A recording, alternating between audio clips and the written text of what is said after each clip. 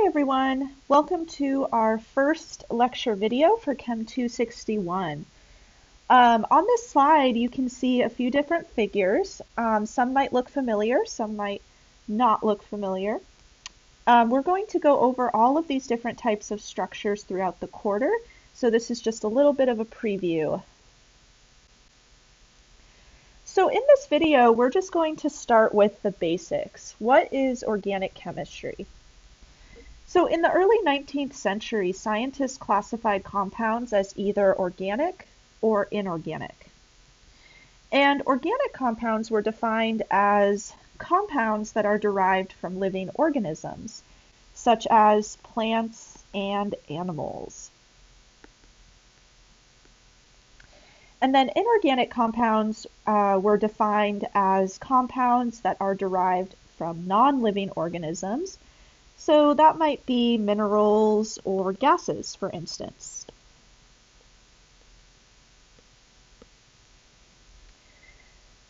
However, a scientist by the name of Friedrich Wöhler, he was actually a German chemist, in 1828 he showed that it is possible to convert inorganic compounds into organic compounds.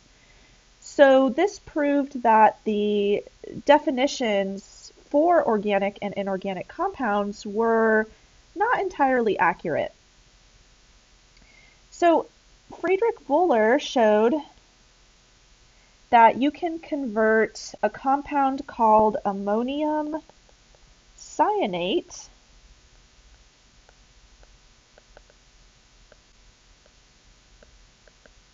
into a compound called urea. So urea looks like this. So this is the Lewis structure. So ammonium cyanate is an inorganic compound, and urea is an organic compound. And urea is actually found in the urine of mammals. All right, so through this reaction, Friedrich Wöhler showed that you can produce an organic compound from an inorganic compound. So that meant we had to redefine what these compounds are. So the new definition, or the current definition, says that organic compounds are those that contain carbon atoms, and inorganic compounds are those that lack carbon atoms. All right.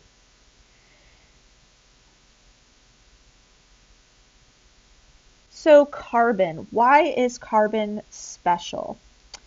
Well, just as a reminder, carbon is a good building block for many different molecules, and that's partly because it can form 4 bonds. So carbon, you might recall, has 4 valence electrons, so it could form 4 single bonds, so something like this. It could form 2 double bonds. Maybe it forms a triple bond and a single bond. There's a lot of variety, which is why carbon is a good building block. Additionally, carbon usually forms covalent bonds, which are really strong and pretty stable. And carbon also forms the backbone of many biomolecules like DNA, RNA, and proteins. So if you're more of a biology person, you might already be aware of this.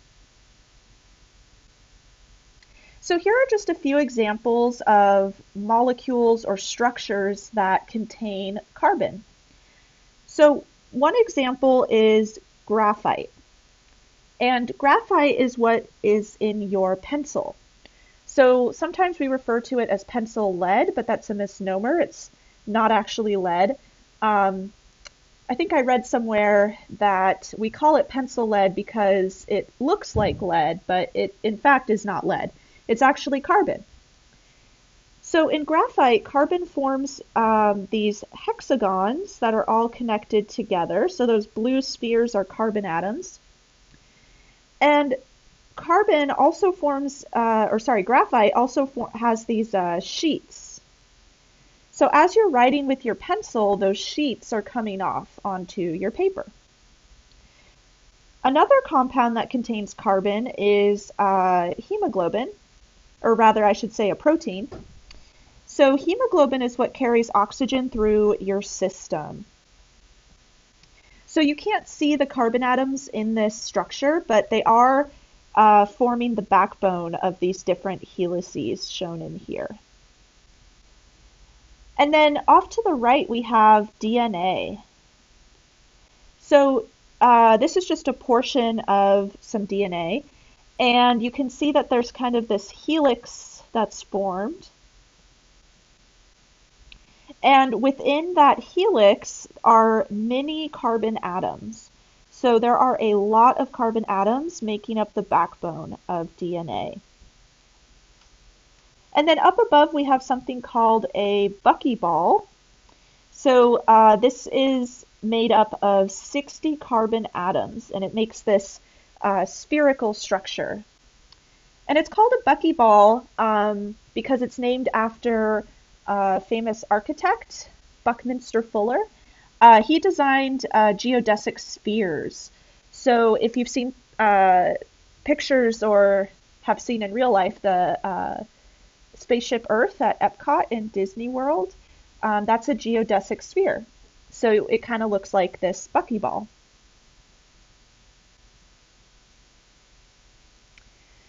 All right, so that kind of wraps up our initial discussion of organic chemistry. So again, organic chemistry really has to do with compounds that contain carbon.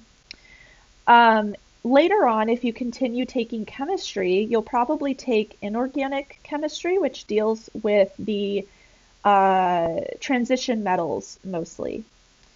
All right, so in the next video, we are going to start reviewing general chemistry concepts. So we'll start going over things like Lewis structures.